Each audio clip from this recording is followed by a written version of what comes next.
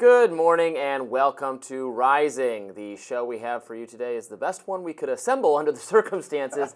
It is mighty cold and mighty snowy outside the nation's capital. As you can see there, that's the White House. We've gotten, I don't know quite how much accumulation, but it's a significant number of, inches, feet? Inches, millimeters, however we measure it. However you measure it across the pond? There is quite a lot of snow, yes. I made it in on the metro. I'm assuming you didn't get here by your usual method of the Soave scooter? I did. It is not scooter weather. I do have a car, and I happen to live really close by to the studio, so I have the easiest commute of all, and in fact there was less traffic than usual, so I think I got here, if anything, a little bit more quickly than I do usually, but it is mighty inclement out there. It certainly is. A very quiet, very snowy Washington, but the news always goes on. Yes, so, Robby, what's on your radar? Well, President Joe Biden performed one of his final duties as president on Saturday, awarding the Presidential Medal of Freedom, the country's highest civilian honor, to several outstanding individuals like Jose Andres, Michael J. Fox, and also a few others. Now, those others included neoconservative Liz Cheney, once a top enemy of self-described progressives, but now an icon of the anti-Trump resistance. Hillary Clinton, who called Trump an illegitimate president, whoopsies. And also George Soros, a billionaire backer of progressive causes who, through his foundation, has supported things like defunding the police. These days, the press has very little opportunity to grill President Joe Biden. His handlers don't allow the media very much access at all. But over the weekend, he did field a question from a Fox News reporter. Now, here's how that reporter characterized this exchange. Do you still believe he's a threat to democracy? I think what he did was a genuine threat to democracy. My being the oldest president, I know more world leaders than any one of you ever met in your whole goddamn life. That was his response, according to the reporter, to a question about birthright citizenship. He lashed out at the reporter, asserting he knew more world leaders than you've ever met in your goddamn life. Excuse me, but there's no need for that sort of language, Mr. President. Seriously, if anyone needed even more evidence that Biden is too old and out of touch to do the job of president, well, there it is. Now, many in the media have finally admitted that they were wrong to naively believe the White House's talking points that Biden was sharp as a tack, on top of his game, etc., etc. They were also wrong not to pursue the story with greater urgency. The people who haven't apologized are Biden's handlers and top Democrats who obviously knew he was in serious decline but said nothing until the disastrous June debate performance exposed the lie. NBC, to their credit, nailed Senate Minority Leader Chuck Schumer to the wall over this. Meet the Press's Kirsten Welker recently made Schumer watch video of himself pretending that Biden was doing just fine. Schumer had previously described concerns about Biden's advanced age as right-wing propaganda. Let's watch. I want to play you a little bit of something you said last year. Take a look. I talk to President Biden, regularly, sometimes several times in a week, or usually several times in a week. His mental acuity is great. It's fine. It's as good as it's been over the years. All this right-wing propaganda that his mental acuity has declined is wrong. Leader Schumer, what do you say to Americans who feel as though you and other top Democrats misled them about President Biden's mental acuity? Well, look, we didn't, and let's look at President Biden. He's had an amazing record. The legislation we passed, one of the most significant groups of legislation since Lyndon Johnson's Great Society, putting in 235 judges, a record, and he's a patriot. He's a great guy. And when he stepped down, he did it on his own because he thought it was better not only for the Democratic Party, for America. We should all salute him. Schumer has no answer for this because there's nothing he can say. If he had the level of exposure to Biden that he claims he had, there's no reason to believe he's lying about that part, then he must have known what the Wall Street Journal is now reporting, that even from the beginning of his presidency, Joe Biden struggled to pay attention in long meetings, was less coherent in the mornings, and so on. There's no way that Schumer was surprised by the debate performance if he had seen Biden up close several times a week for years. Schumer knew the truth. He just kept it to himself until it was impossible to deny it. Make no mistake, if the debate had not happened, and if Biden had chosen to run the same campaign he ran during COVID from his basement with limited public appearances, top Democrats and Biden officials would still be asserting that Biden is totally cognitively fit and able to be president, and the mainstream media would be nodding along in unison. That is the goddamn truth. That language, Robby, I don't know if we can survive that. Well, it's a snow day. Civilization might be teetering on its foundations. Look, I think that the issue of President Biden's cognitive well-being or otherwise is obviously the signature issue of the last year, at least, of his presidency. That disastrous debate really was the spark that created the explosion that pressured him to resign from or to abandon his re-election bid. I think the responsibility for that primarily lies with Joe Biden and with the people immediately around him. I'm not defending what Schumer said in that clip, although I would certainly defend NBC for playing it and for putting him on the spot. Yes, like they're doing a good job now. Good job now. That was a good thing to do. But I mean, for anyone, whether you're the Senate leader of the party or you're part of Biden's press team or whatever, if he made the decision to go forward seeking a second term, you can't realistically go out and say, well, he's kind of losing it. I don't know why we're doing this. There's a limit to what you can say publicly. Now, it puts people like Schumer and others in a terrible position because now we see those clips being played and it strains credulity, to say the very least, that he really thought what he was saying. Yeah, there's no doubt he was in a tough position, and a tough position because of what Biden chose, and so was Kamala Harris, frankly, at having made that switch to have her be the nominee. You know, trying to say, I was there in the room, and I was making important decisions, and Biden relied on me. Well, then you would have known, clearly. But Schumer, went beyond that, right? To say, we met so many times, and he's as sharp as ever, sharp as a tack. The mental acuity is amazing. Well, we know that's not true. We know he was not seeing those things. No, I know. There's no way he was seeing those things. Yeah, I mean, there are certain reeds of hope or reeds of credibility you can hang on to. Like, for example, there was actually some, I don't know if I would use the term right-wing propaganda, but we discussed there was at least one video that was deceptively edited, in my view, to make Biden look more feeble than he actually is. So Schumer is obviously going to draw attention to that. The one where he wandered off with the European. That's right. Yeah. He was I wouldn't say deceptively. I would say edited too abruptly or something. But because it wasn't like they didn't splice two things together to make it. Well, they didn't accept that what Biden was doing. It was lacking context. It was lacking context. Biden was looking at something else rather than wandering off. Sure, but that one got packaged into that with the 3 different videos where the one where Obama has to kind of direct him off stage. That was not deceptively edited, right. And there was another at the press conference, I think. Yeah. What was he trying to get? I know more world leaders than you, and it was a question about birthright citizenship. Yeah, I don't know what that was about. I mean, Biden, for all his political career, has been a bit more sort of prickly than the public persona suggests. He is very prone to these.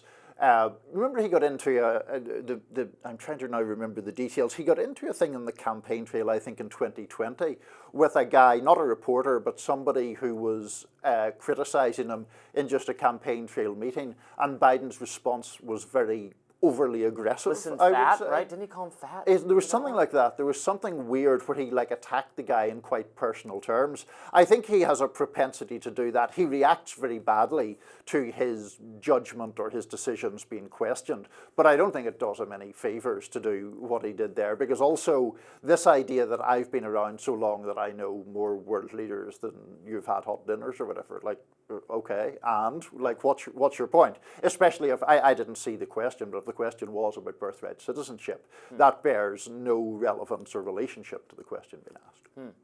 Well, today is January 6th. We'll be talking about that infamous date in a little bit. Stay tuned. More Rising right after this.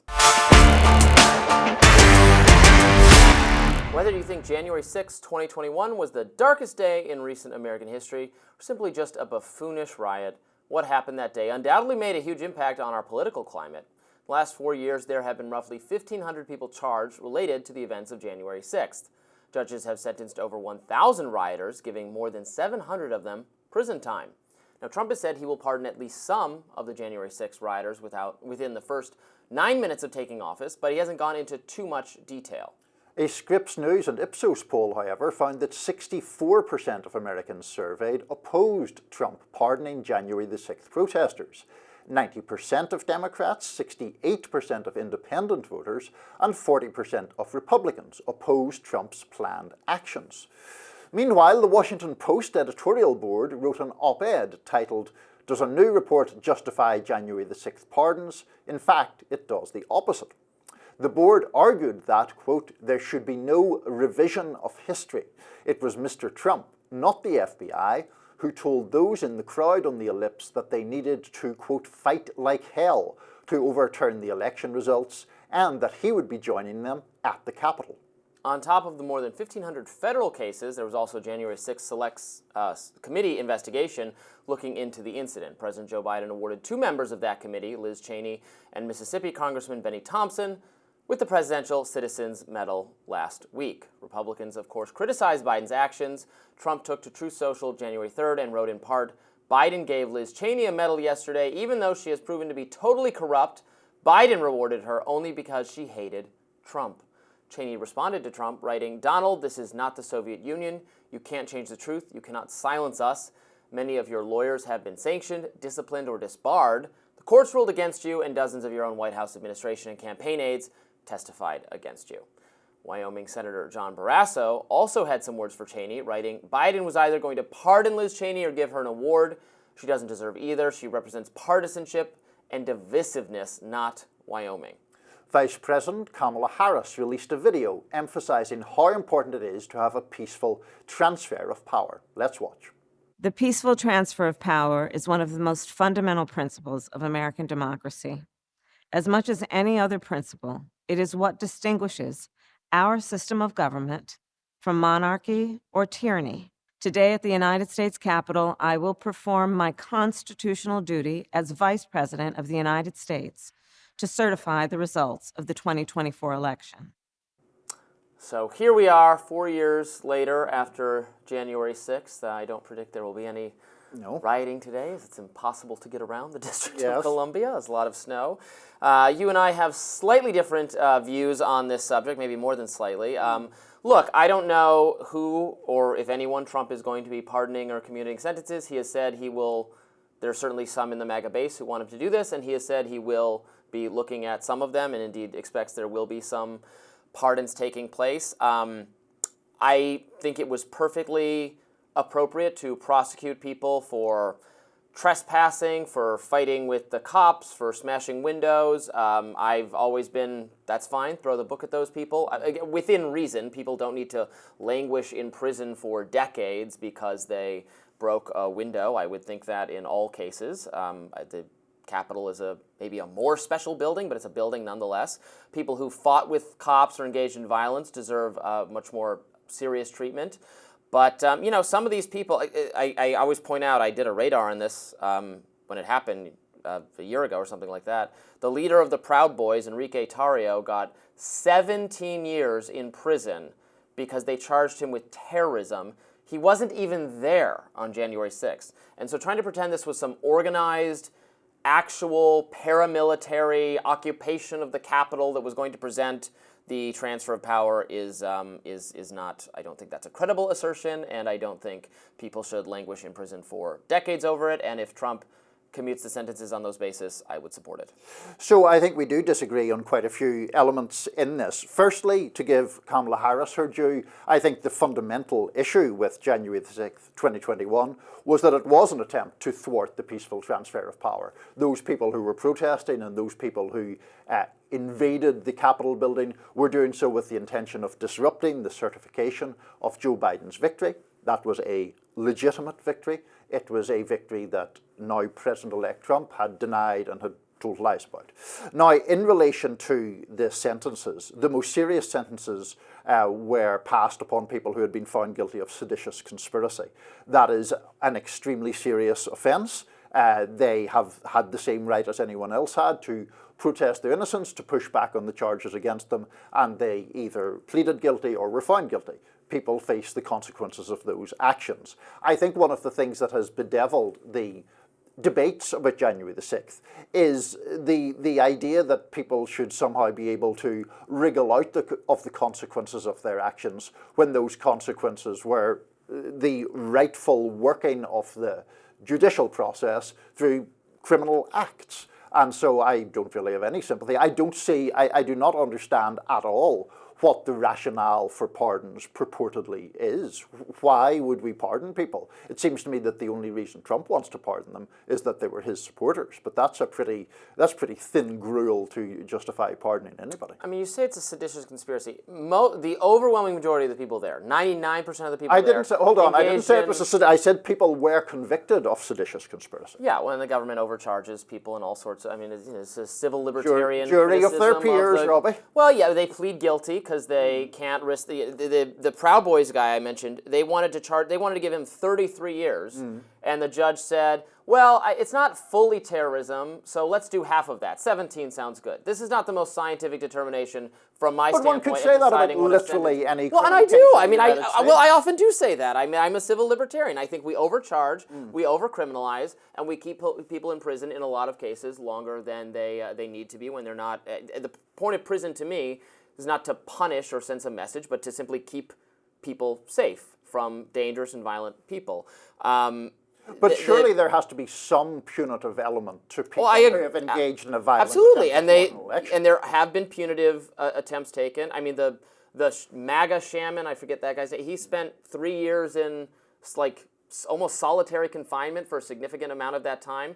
That's a pretty steep punishment to me for someone who, yes, was a ringleader of a trespassing event. But where you and I really disagree on is that this was I was there, I watched it unfold. I don't believe it was planned or organized. I think it was a spontaneous riot that broke out that, again, was bad. And I do blame, unlike many in the MAGA contingent, I absolutely blame Donald Trump for what he said, stoking the fires of that. I don't think he wanted them to storm the Capitol, and I don't believe he was leading an actual effort in that day, in that moment, with the actions taken by the protesters to stop the transfer of power. You can criticize the actions he took in the previous weeks for the actual legal attempts he made. What was happening on January 6th, now you can say that he should have known that his words were going to inflame this response, and you can hold him accountable for that. I think the right mechanism to hold him accountable for that was actually the impeachment vote, and he was acquitted, and so well. Oh, that's how it works. But most of the people there, 99% of the people there, were engaged in First Amendment protected activity. You can disagree with them. You can say their cause was wrong and they were misled, but they were not. They were there practicing First Amendment activity. And to the extent that was organized, it's not illegal. It's not a seditious conspiracy. The people who went in should be charged in accordance with their crimes, and they were. But there are certainly places where, without looking at every individual specific case, I would be likely to agree that this person doesn't need to be in prison for 5 years or 10 years or 15 years. Well, there are several issues. I was trying to find the DOJ press release that breaks down the charges, and I haven't quite done so in the time available to us here. But look, I think it is to your credit that you hold Trump at least partly responsible. You don't hold him as fully responsible as I do, and that's okay. But I would argue that the fundamental fuel or tinder for January the 6th was Trump's lies about the election.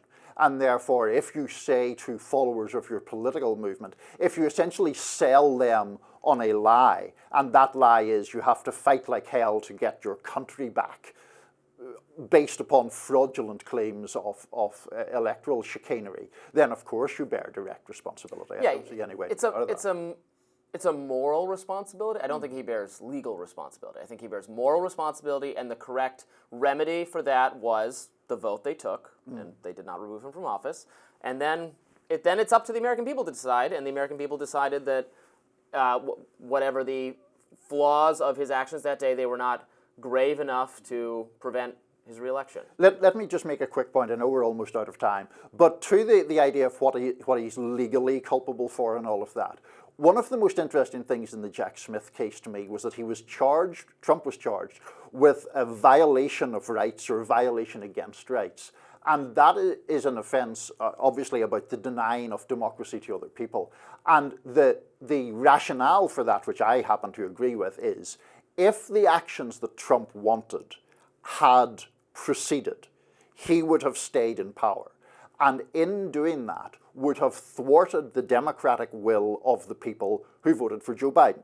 And so that would be a fundamental denial or repression of their democratic rights.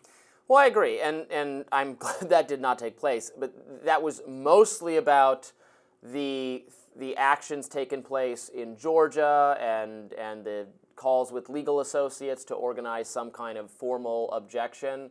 What happened on January 6th was very embarrassing for the country. There's nothing good about it. I'm not saying anything good about it. It was a shameful spectacle. I would say the same of people who smashed the windows and invaded the Capitol as I would say of the Black Lives Matter or Antifa people who came through the streets of D.C. and smashed every window in sight. I do not make any excuses for rioters, no matter their political ideology. People should be charged for those crimes. I think there can be, especially in the media's recalling, there's an underplaying in certain corners of the right. There's a underemphasis of how bad it was. It was bad. Let no one say it was not bad. Similarly, I think there's a little bit of an exaggeration in some circles of the media, chalking this up to 9/11 or Pearl Harbor or like the darkest day in American democracy. Our institutions held, and that was a good thing. And the people storming the Capitol was never going to stop the transfer of power. Well, maybe the efforts by Trump came uncomfortably close, I would argue, but anyway. Well, we disagree there. We disagree. That's the point of the show, is a debate. More Rising still to come right after this.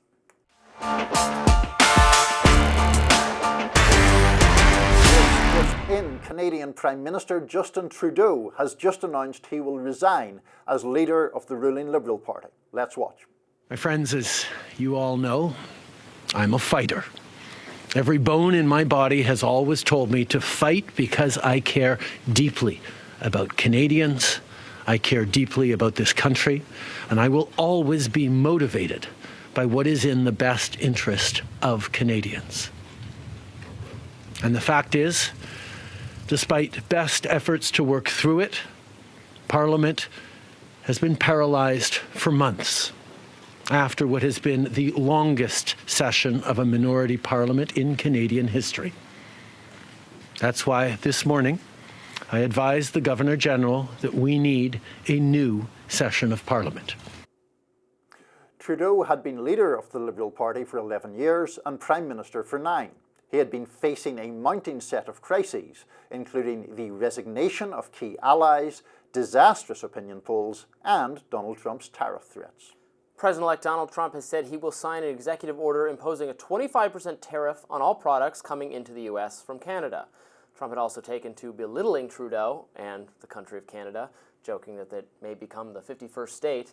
This despite a visit in November by the beleaguered PM to Mar-a-Lago to try to offset potential damage to his nation and his position. After that visit, Trump had tweeted, "It was a pleasure to have dinner the other night with Governor Justin Trudeau of the great state of Canada. I look forward to seeing the governor again soon so that we may continue our in-depth talks on tariffs and trade, the results of which will be truly spectacular for all. Love, DJT." So that is the end of Justin Trudeau. It is a remarkably long tenure, and we were discussing this privately off screen. Parliamentary systems, this is how it generally ends for the leader. There is an eventual revolution of the people not wanting that person or that party to remain in control, and they lose favor. This happens to even very popular figures in parliamentary systems like Churchill and Thatcher eventually. And so now there will be, I understand, an internal election of the Liberal Party, and then that person will become Prime Minister and will face an election in the future, just as Trudeau would have faced. Yeah, exactly. No, the Liberal Party in Canada is struggling badly, as we somewhat alluded to in the introduction. The Conservative Party there has a lead of around about 20 percentage points in the opinion polls. But yes, Justin Trudeau is announcing that he's going to obviously remain while this process plays out. And interestingly, and I didn't know this about Canadian politics or with the Liberal Party, they can either choose to have a leadership election that is open to the grassroots or do it more through the parliamentary party, and he appears to be opting for the bigger, broader grassroots effort, which will take several weeks, but then the leader of the Liberal Party will become Canada's Prime Minister. You're quite right to point out, this is what happens in parliamentary systems, and Trudeau has been in power for a long time, as we said, 9 years, 2015. He has performed, or his party has performed worse in each subsequent election to that. His approval rating in recent months was down to sometimes around 20%. So it was a pretty bleak outlook for Justin Trudeau, and under pressure he has decided that that's enough of that, and he will soon be a former Prime Minister. He's never been a particularly popular figure with American conservatives for a variety of reasons. He's a very progressive individual. I think he particularly invited the ire of American conservatives and independents over his handling of COVID, in particular COVID dissent, the trucker protests, and how he responded to that was seen by, I know many guests we've had on this show and previous hosts of this show and people watching this show. His actions were seen as deeply illiberal, counter to free speech, counter to the debanking that occurred. All of that made him, yes, a very not well-liked person among those of us who wanted less strict enforcement of COVID mandates. And then beyond that, he is sort of a tacit moral supporter of wokeness and those kinds of things. I know many conservatives have had issues as well with what they would describe as the overreaches of his governance when it comes to DEI and things of that nature, accommodations and mandates in schools and all that stuff. Yeah, I mean, there's also just simply the simple ideological difference. He is a liberal person, and therefore he tends to draw the ire of conservatives. Obviously, COVID was a massively divisive issue, but you look at what Trudeau has advocated for or enacted, and he has wanted higher taxes on the very rich. He's very pro-abortion rights. He has set new targets for combating climate change. All of those things liberals like and conservatives dislike, and that is part of the reason why he has become, such a kind of divisive figure, I suppose, in American politics as well as Canadian politics. I mean, I remember when he first came on the scene, it was the idea of him as this Canadian Obama, in a sense, partly because of his youth and his good looks. And so there was this glamour that accrued to him from liberal circles and a sort of reflexive opposition to him in conservative circles. It's been a long stretch. Voters eventually tire of almost all politicians if you hang around long enough, and I think that is what has happened to him to some degree. Yes, and there is a global backlash against incumbents of any ideological stripe. Although you could say it's hurting people on the center left a little bit more, I think, but certainly the frustrations in this country over inflation and immigration are being felt all over the globe. Yeah, absolutely, and I think the immigration part of that picture is particularly salient. Immigration is a topic that parties of the centre left throughout the West have really struggled with a lot, because they are generally at pains to not take any position that can be seen as racist or xenophobic, but there is also a lot of pressure, public pressure, popular pressure to curb immigration to some degree. And of course, as we were mentioning off camera, it is often lower income groups who are either most susceptible to employment pressures or are more dependent on government resources, which then can seem to at least be in a state of scarcity if there is more demand for them. Sure. Immigration overall, economists will argue, benefits GDP, benefits firms that want to hire employees, both at the high-skilled level and also actually at the low-skill level. Now, critics of open immigration policies will say this is benefiting, yes, the elite, the business class. Does it benefit the common people, the people who are competing against the immigrants coming in, and then also, as you point out, competing for the finite amount of social services and resources, the hospital system, the education system, the housing, all those kinds of things. It is keenly felt the difficulty of, and then the arguments about letting in violent people or having cultural assimilation taking place is also something that has resonated with a lot of voters. Absolutely, and it has also, I think, been a driver of, at least in American politics and British politics, I can speak with less authority about Canada, a degree of a realignment with a certain, at least, swathe of working class voters who would traditionally have backed more centre-left or left-wing parties because of the identification with the cause of labour, have been sort of pulled away from that on the immigration issue to more populist positions. Yes. We'll be back with more Rising right after this. Republicans are considering a unique approach to make sure they pass all of their legislative priorities and President-elect Donald Trump's agenda. Their strategy, combining their wish list of tax cuts, spending cuts, and border security into one big, beautiful bill. Here's Speaker Mike Johnson yesterday.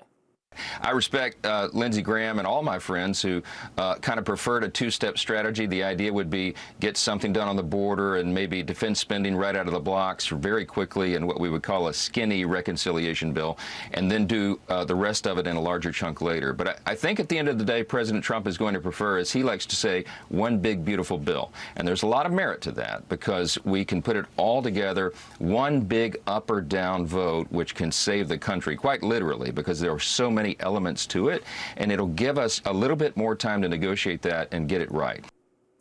That strategy would help Republicans quickly fund border enforcement while at the same time saving any potential fights over spending cuts or taxes later on. Trump aide Stephen Miller and other top Senate Republicans had advocated for a two-bill approach. That's because they believe a single border bill will pass very easily. Here's South Carolina Senator Lindsey Graham yesterday. I'm very worried. I'm very worried that if we don't put border first and get it done, it's going to be a nightmare for our national security. We've got millions of illegal immigrants that President Trump has promised to deport, and he should. Why are we doing mass deportation? Because we had mass illegal immigration. We're going to double the number of ICE agents to find people and kick them out. We're going to finish the wall and put technology on the border to shut it down. That cost $100 billion. I'm willing to offset the $100 billion with cuts in other places, but there's no way in hell Democrats are going to give us $100 billion for mass deportation. Every day we delay is a dangerous day for America. Republicans are looking for ways to utilize what is called budget reconciliation. Now, in simple terms, budget reconciliation would make it easier for Republicans to pass bills that specifically pertain to fiscal matters. Budget reconciliation would allow Republicans to bypass the 60-vote filibuster margin in the Senate. All Republicans would need is a simple majority in the upper chamber. Democrats like Minnesota Senator Amy Klobuchar are pushing back. Here she is on CNN yesterday. What I see this as being for my Senate colleagues is a moment. This is a moment where they're going to have to decide, are you going to just add to the debt and do everything Donald Trump tells you to do, or are you going to stand up on some of these things and say, wait a minute, we're worried about the debt? Our job as Democrats is to make that case, to pick our battles. We're not going to pick every single battle. There'll be some things that are red lines, but we're in this. We're in this in a big way, and there's ways to make your case without being able to be the deciding vote. Of course, when the House and Senate tried passing a giant bill in December, it did fail, primarily due to its size. So basically the issue is Republicans need to do something about immigration. There's a mandate to do that. It's the top issue that Donald Trump ran on. Even many Democrats are concerned now about the levels of illegal immigration and chaos on the border. So there is bipartisan support. There was a bipartisan bill previously that Trump didn't want because he wanted it to be his bipartisan bill when he took over to deal with border security and all that kind of thing. But as Lindsey Graham pointed out pretty fairly, Lindsey Graham isn't generally my favorite political actor, but I agreed with what he was saying. It's going to cost $100 billion, and if we want to be fiscally responsible, as Republicans often pretend that they do, we need to offset that elsewhere. And so the idea of doing them together is to take care of that. If we're going to add to spending here, here's where we'll do cuts. And if you just do the immigration bill separately, if you just have your cake and eat it too, it won't be your vegetables are going to get left behind if they're in a different bill. Yeah, I mean, I think a lot of the issue to here... use an incredibly mixed metaphor. Go ahead. We'll let you away with it. A mixed metaphor is no bad thing. Look, I think that the problem or the topic here really isn't one where it doesn't seem like it's going to change substantively what Republicans do a whole lot. The issue that they seem to be debating is what gives them the highest chance of passing all of this stuff. So, as I understand the argument for splitting it up into two bills, it is that you could get border security done very quickly, and then you could later have the more difficult kind of horse trading around taxes. Having the spending conversation later is always something that's kicking the can down the road. I'm a metaphor a minute here. Yep. that is concerning to me. I mean, I agree with Amy Klobuchar that we should be focused on the debt. I think it's very easy to be focused on the debt when you're the opposition party. All of a sudden, there's a lot of from the minority saying, "Oh, what about the debt?" and then not doing anything about it when you actually have power. But that is a charge one can absolutely level at Republicans as well. Yeah, I mean, I note in relation to fiscal responsibility that Trump himself was on Truth Social, I think yesterday or else very early this morning, including his no taxes on tips idea in all of this.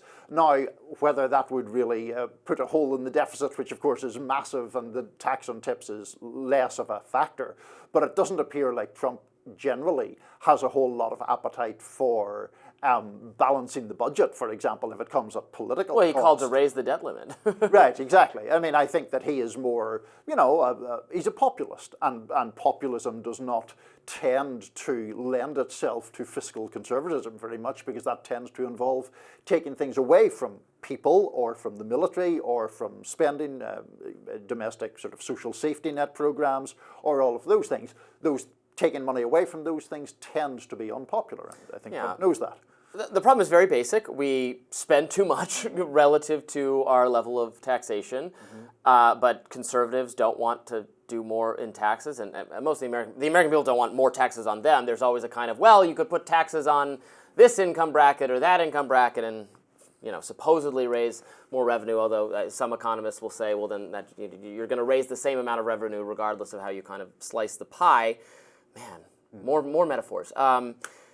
It's a metaphor fest. To do that, so really we have to lower spending anyway. So if you're going to do more tax cuts, however, then you have to lower spending even more dramatically if you want to be fiscally responsible. Right. And that is the challenge. Addressing the border problems is going to cost money, and doing it now, you could maybe do it as one bill. Maybe that gives the spending cuts, whatever the fiscal arrangement is, more chance of surviving if it's attached to the popular do something about the border bill. So that's what advocates of the big, beautiful bill, as Donald Trump is himself, thinks it's more likely to get those passed as well if they're part of the border bill. Yep. It's possible you could tank the border bill by having that stuff be so difficult to agree to and divisive, and oh no, you can't cut, this is my special project, this is my special project, my constituents want this, my constituents want that, and you could cause the whole thing to fail. Exactly, and that argument, I think, it's this interesting debate almost between optimists and pessimists, right? Because the idea is, if you put it all together,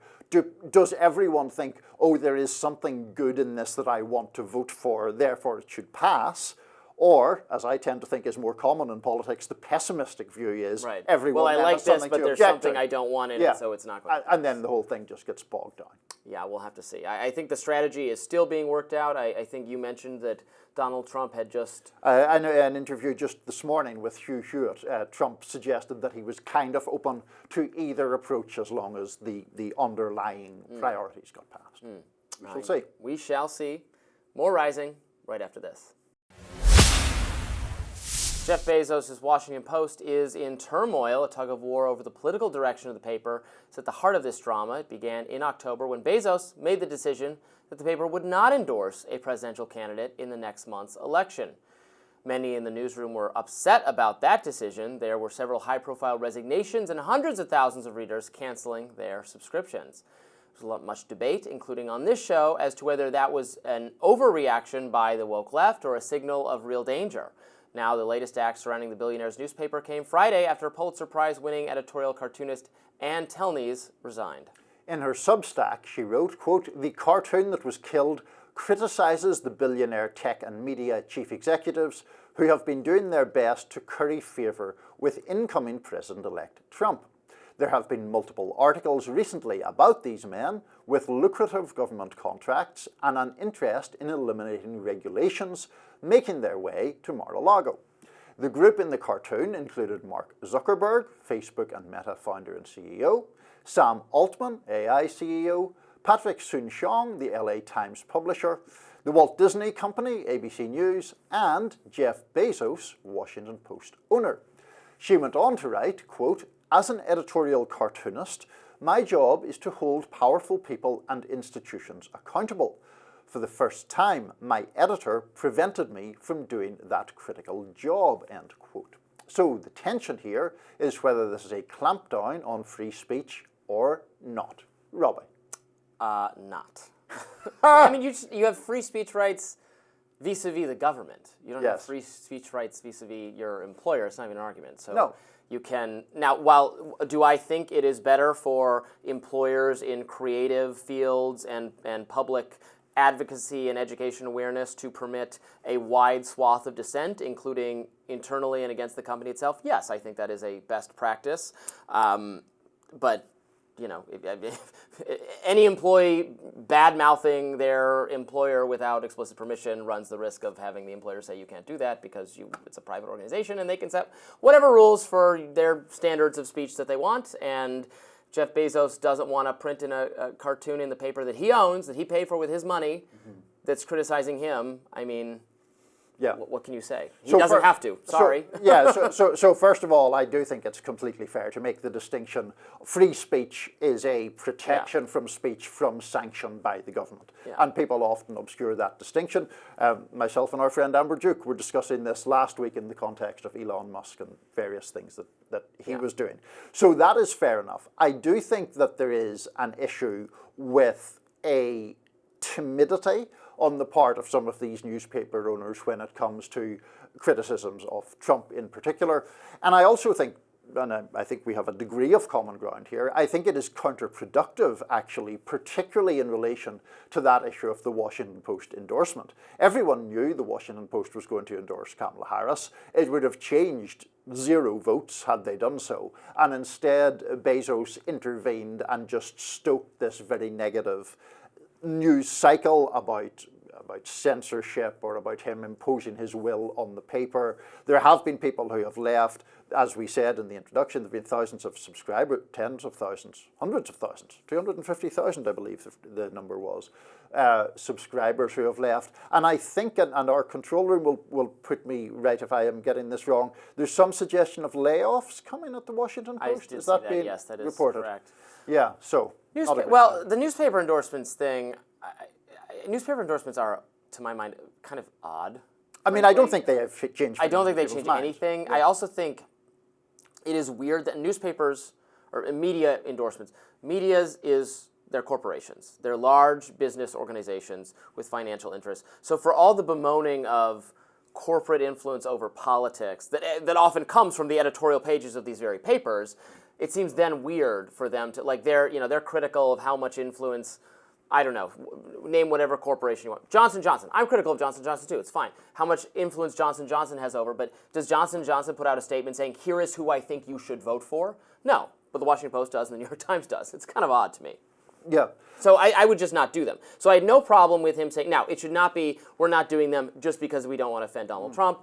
I too take umbrage at the level of we don't want to defend Donald Trump. Part of that is, I think, reacting and maybe overreacting to years of, if we Nazi Donald Trump to death, we will make it not socially acceptable to be a supporter of him, and this will defeat him, which is a kind of strategy that even many in the business community who are otherwise disposed toward Republican economic policies adopted. That clearly didn't work, and maybe they've gone too far the other way and saying, well, now we will go out of our way not to invoke his ire. I don't like that. I don't like them doing this because they're just afraid of the person in charge of the government. That's not good. But at the end of the day, this was specific. I mean, Jeff Bezos was pointed out and mocked in this cartoon. Now, if I were him, I would say you look more magnanimous, not retaliating against this kind of thing. You look a little weak and small-minded, but it's his paper. Yeah. And he permits a wide range of divergent views in it, and I think that's good and proper. But you're not going to get. I'm sorry, this is just true. You're not going to get very far in life bashing the hell out of your employer. No, I mean, I think that part is true. Just briefly on the endorsement point, I agree that particularly in national elections, they make no difference at all. I do think there are some rare instances where, for example, as you know, I used to live in New York, and the New York Times endorsement in city Democratic primaries could be influential because basically all the Democratic voters in New York are reading the New York Times, and there isn't that much to distinguish. Maybe for the local paper, they're giving you actually tangible information on your city council that you genuinely don't know about what their policies are. Which is very, very different from the Washington Post if it had gone ahead with that endorsement of Harris.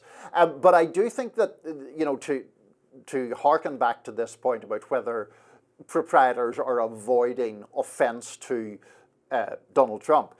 I mean, I do think that is a legitimate concern in Bezos' case. Around the time of the endorsement furor, there were also executives from his space exploration company who were holding some kind of meeting. It all seemed, or maybe it was a phone call, but we're in some level of contact. So I think that is just doesn't smell right to a lot of people who want papers or news organizations generally to proceed, without fear or favor, as the old phrase is. In relation to Bezos personally, I 100% agree with you. It would be much better, I think, a much better look to just let cartoons run, even if they're mocking of him. It would cause a ripple rather than these rather, grandiose debates like the one we're having. Yes, it was not a particularly clever cartoon. No, it wasn't. It's pretty obvious what cartoon. its meaning is. Yeah. So there's no accounting for taste either, I suppose. But yeah, it would be better just to print it, because, and then you don't, the Streisand effect, right? Now we're talking about it because they said no. Mm-hmm. We've seen the cartoon. There's more discussion of it and whether he's thin-skinned, and you're better just letting it go. But but at the end of the day, free speech, just a restraint on government. Now we can use our free speech to criticize, but you don't have a First Amendment right to have a editorial cartoonist position at a newspaper. You have a right not to be imprisoned for the cartoon. That you definitely have. More Rising right after this. America doesn't need a revolution, it needs a colonic. At least that's what self-proclaimed old-fashioned liberal Bill Maher told a Wall Street Journal columnist recently. The political comedian emphasized his fundamental problems with the GOP, but he also directed much of his criticism toward the left, and that's something he has done increasingly in recent years. In the interview, Maher says he takes aim at both sides because he believes humor is the best way to get to the truth. The host of Real Time with Bill Maher doubled down when asked about targeting the left, telling the Wall Street Journal, quote, "You're damn right I do, because you give me more material. I'm a comedian. I'm going to go where the gold is." Maher opened up about getting a lot of grief, even losing liberal friends over having prominent conservatives like Ann Coulter and former Trump Attorney General Bill Barr on his show. As for the second Trump term, he vowed not to repeat the same jokes from Trump's first go-round. He signaled he's looking forward to the shake-up, saying, quote, "I like America. America does not need a revolution. What it needs is a colonic. Would Trump be the man I choose first to administer it? No, but I'd like to see what he and Elon Musk are going to do." Bill Maher is a frequent topic on this show, and I have mixed feelings about him. I don't particularly like his stance on Israel or the conflict that's going on in Gaza, for example. But this interview that he gave to the Journal is partly about him, his criticisms of the left, and those criticisms do tend to focus particularly on what he would, I think, probably call wokeism. It's never a term I particularly love, but he does, I think, have valid points about an excess there that is both electorally damaging to the Democratic Party, but also sometimes just seems to fly in the face of what most people believe. One of the people who he cited in this interview is Seth Moulton, the Democratic congressman from Massachusetts, who shortly after the election talked about the fact that Moulton, is the father of two daughters, and he doesn't really love the idea of them getting pushed around on the sports field by people who were born male and have then transitioned, and he took a whole lot of heat for that. And Maher was defending that sort of position from a more, what he sees as a more oppressively progressive left-wing view.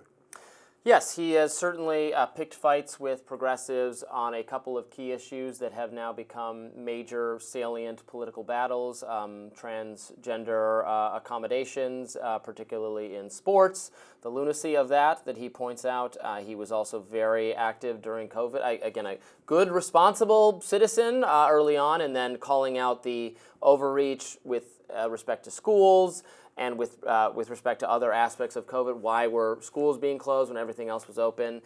He's a good, he's a good liberal dissenter. Or he is a liberal, he is a Democrat, but he points the areas to which liberals have become devoted to a kind of, academic progressivism that is really toxic and disliked by a lot of the American people. And so I think he's very useful in that regard. I quite like his show. I enjoy his political views. I agree with a lot of them. I don't agree with everything he has to say. I too don't, necessarily agree with his Gaza policy and maybe some other things. But we used to have more disagreements, and now I hear him sounding more and more like a Robby libertarian on a lot of things. He does have some affection for libertarians. He has described himself that way sometimes in the past. He's very libertarian on drugs, I think maybe he's been all over the place on foreign policy. He's not a particularly hawkish person overall, but he's been very disparaging of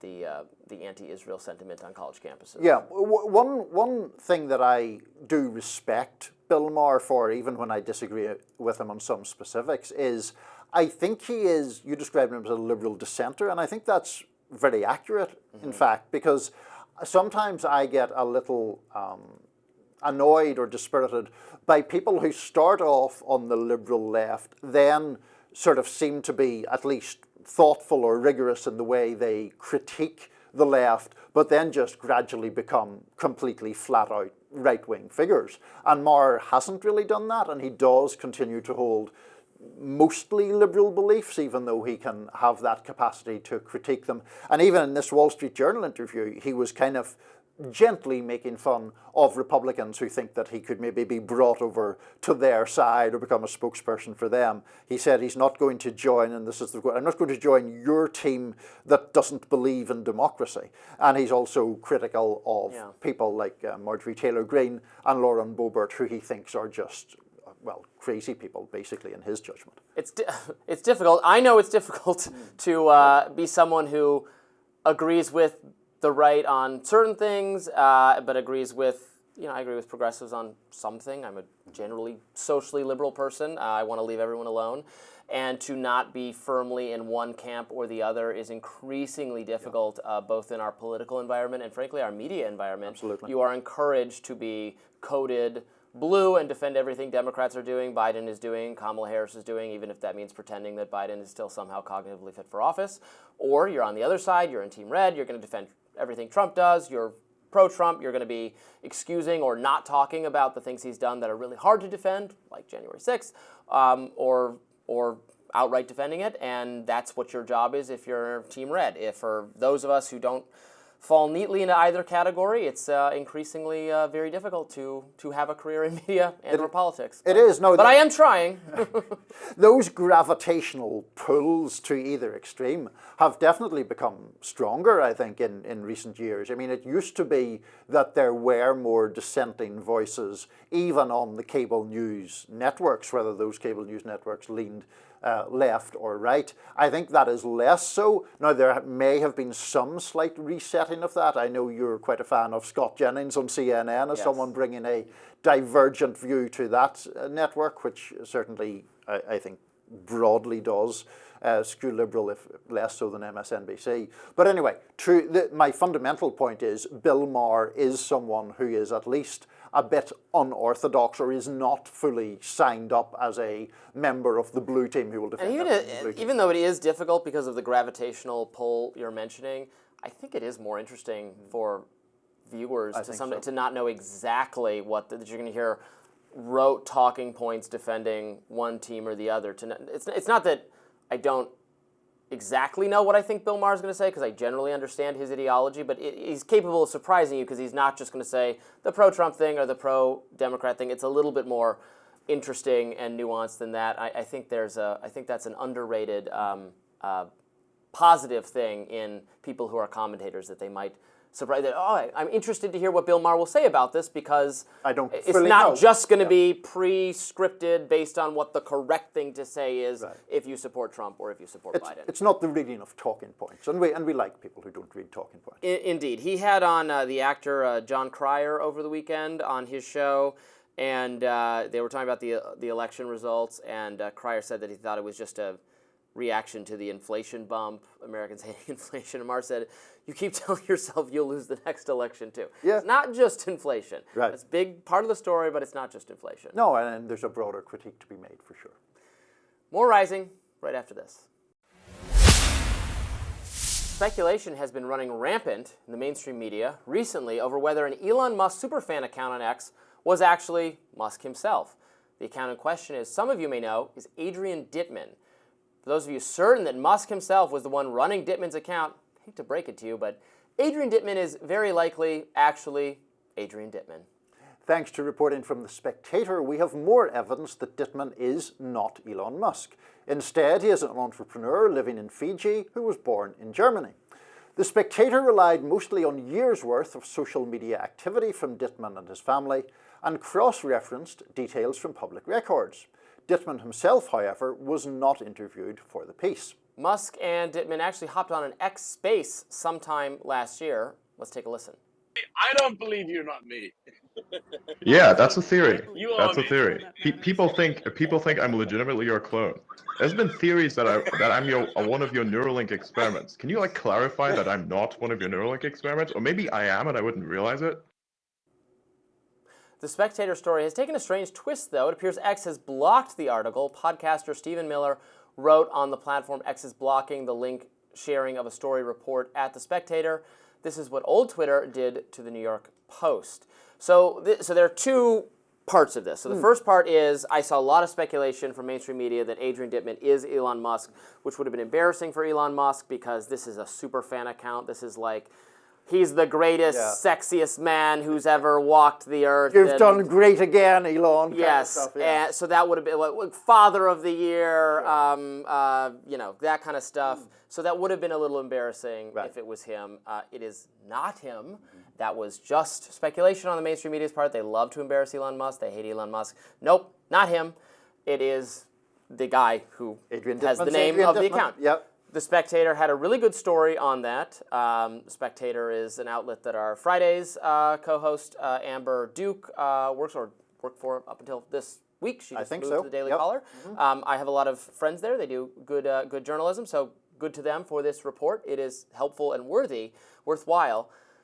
Oddly, you can't share it on X. It was suppressed. Now, I believe the stated rationale is that the article is an act of doxing because it says who the Adrian Dittmann account is without the permission of Adrian Dittmann. But this is a little weird because the name of the account is Adrian Dittmann. Right.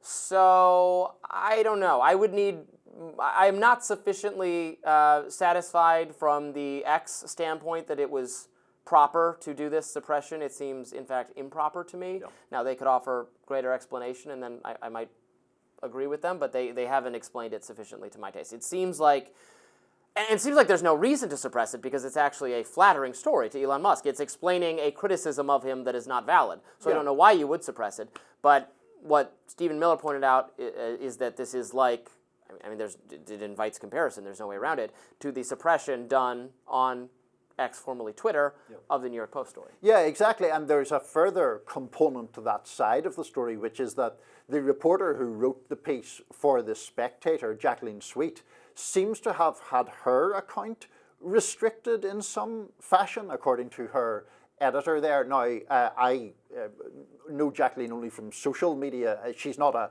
Spectator staff member. She's a very good freelance journalist who has lots of places and lots of different publications. I've no idea what her overall political stance is because none of that is ever, to my mind, reflected in what she writes. But for both her account to be apparently restricted and the sharing of the story to be restricted or banned or suppressed is very, very peculiar because, as you say, the report is debunking a embarrassing theory for Elon Musk. So it's all very curious to me. It is curious. And we should be clear, I don't know that Elon Musk personally ordered this to be suppressed or anything like that. There are still moderators at X making these kinds of decisions. People can be moderated improperly. It happens on a variety of social media sites. It's happened to me before. I complain. You get your account back. Is she still being? Do you know? I could find her account. Her account came up for me this Okay. morning, but I can still see the tweets from the editor at The Spectator saying that it had been restricted. So it's just a peculiar business. Because it's weird, because you can't, it'd be weird to dox someone who has their name.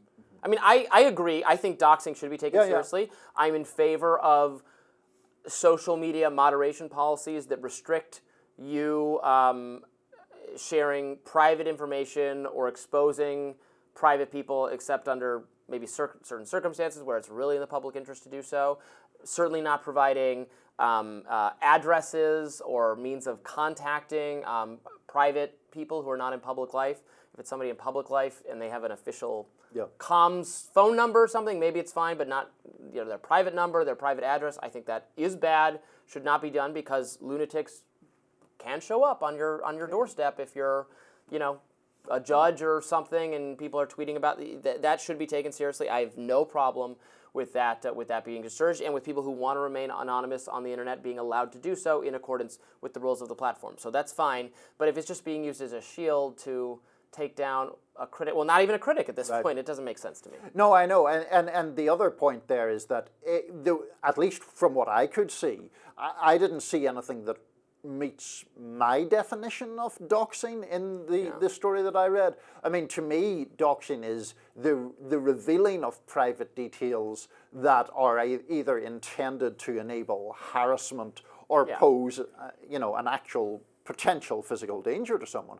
I mean, what I saw were things like references to, the fact that he's a German living in Fiji, for example, or that I didn't see where the private revelations that would endanger this man, Mr. Dittmann, were. And so that, of course, opens the suspicion as to why exactly it was being suppressed or restricted.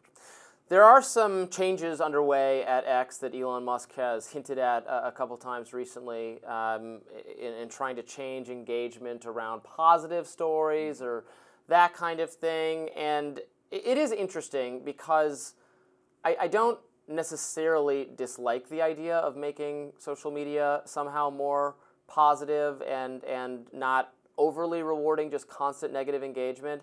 Of course, that's a pretty subjective category, what's negative or positive engagement. Many people would say that Elon Musk right now has spent a lot of time calling attention to a scandal in Britain, Rotherham, that I don't know very much about. We're going to get some guests on later this week to talk about it in greater detail, I think, because I don't know very much about it. But he is calling attention to something conservatives think ought to be called attention to that is very negative. Should engagement be limited on that basis? I think people would say no. So it's very, I don't know.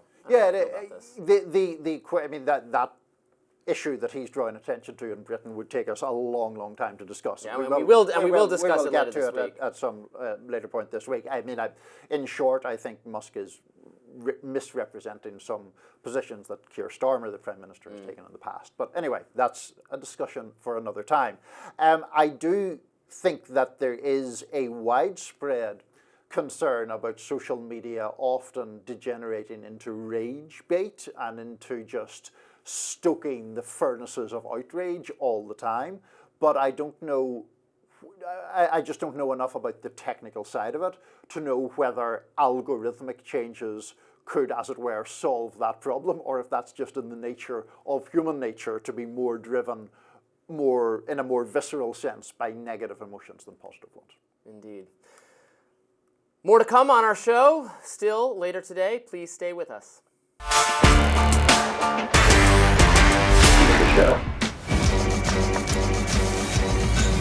Let's go. That was a snippet of Meghan Markle's latest Netflix series, With Love, Meghan, a lifestyle show in which the Duchess of Sussex pairs how-tos on homemaking and cooking, plus chats with her celebrity friends, Mindy Kaling and hubby Prince Harry, to name but a few. Well, Meghan McCain, who claims to have been a fan of the Duchess previously, slammed the series in a lengthy post on X. She criticized Markle for being out of touch and tone-deaf, writing in part, quote, "Like the rest of the world, my opinion changed when she disrespected the royal family. All of this, even in the trailer, is highly curated, produced, and out of touch. There have been 2 terror attacks in 2 days, major wars raging, and Americans can't pay for groceries. Do something to help people instead of your ego. This is why the world doesn't like you.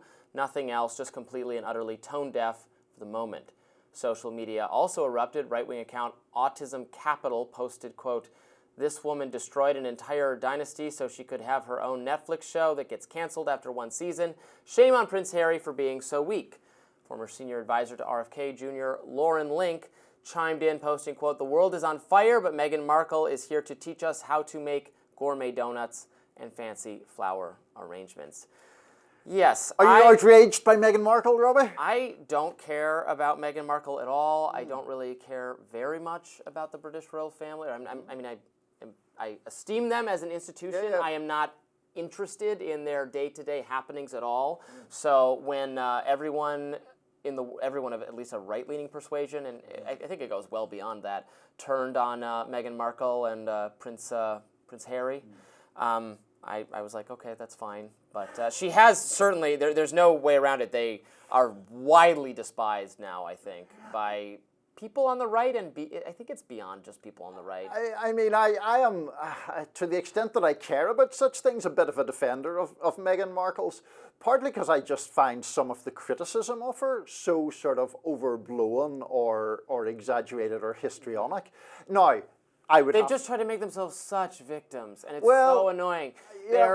They have so much money, and they're doing fine, and they're like, oh, woe is, I don't know, it's obnoxious. I don't know, I never find her that obnoxious. Now, of course, I would have to declare a bias of a kind here, of an Irish kind. Yes, I know. One of the few contexts in which I am a Republican, because I don't care for the British monarchy at all, and so when Meghan McCain talks about how she lost faith in Meghan Markle when she, quote, disrespected the royal family, I've no objection to people disrespecting the royal family at all. In fact, I quite encourage it.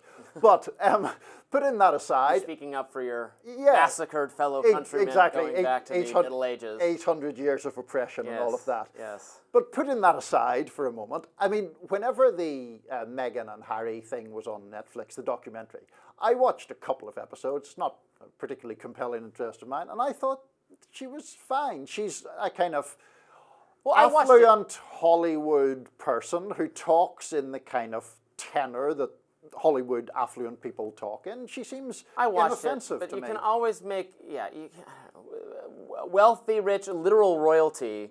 I mean, documentaries about themselves to make themselves the victims. I agree with Meghan. Meghan's a friend of mine. Meghan McCain, not Meghan Markle.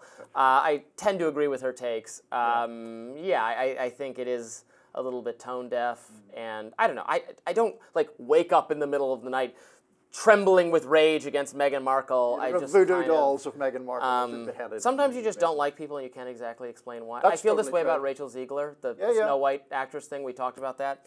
Yeah, no, I don't care for her. She's never done anything to me, but I just don't care for her. No, I get that, and I think that's fine. But in relation to this story of Meghan McCain, I read the Meghan McCain hot take on this before I watched the trailer that we just showed an excerpt of. And so I'd read Meghan McCain's views, which were very, very critical. And then I clicked on the trailer to, what is this outrage? And it's Meghan Markle making food and buying flowers and talking to a dog. And it's like, I find it hard to get outraged about that. Maybe you can talk to your friend Meghan McCain about why exactly. And Meghan was always the first person to point out that she herself is a nepo baby. The McCain family had all sorts of advantages and really disdains the trend of celebrities and scions of political dynasties being, woe is me, oh no, my poor life, and she calls attention to that often. It is just interesting. I mean, I don't even find Meghan Markle all that self-pitying, which I guess is one of the big knocks on her, the victimhood thing. I mean, so far as I can tell from the public persona, I am mystified really by what stokes such dislike of her. I mean, I'm mystified by what commands interest in the British royal family. Right. Well, we are in I don't care that much. Yes, we in America, we won a war, so we didn't have to care what the royal family thinks. I know you're being slightly flippant, but I do find the American fascination with the British royal family peculiar. I feel like it's increased in recent years or over the course of my life. Maybe. I was never that interested. I mean, I'm interested in it as a historical, as someone who like minored in European history, it's it's interesting. Right, but you're hashtag restore the Stuarts. Excuse me. That would be it's an important cause. No, I mean the fact that this country is rightly and proudly a republic and then gets so carried away with a monarchy is just very peculiar to me. I've never understood it, and I've never understood the enthusiasm for it. I suppose the argument that's often made is, well, the United States is, relatively speaking, quite a young country, and this history that stretches back centuries and centuries in Britain maybe has some kind of appeal, but I find the fascination with it very peculiar. I was briefly in London over the holidays, and I went by Buckingham Palace, but I have never ventured in, nor will I be doing so anytime soon. Interesting commentary from noted supporter of Irish terrorism, anti-British monarchy, radical. We'll get it. Yes, I'll be deported now, but we'll see how it goes. Not to Britain, though, apparently. That does it for us today on Rising. Good place as any to end things. We've got a lot of shoveling to get to, but please be sure to share, like, subscribe, do all of that internet-related things, and never miss any content. For those of you who like to listen while on the go, we're now available anywhere you can get your podcast fix. And we'll see you back here tomorrow, weather permitting.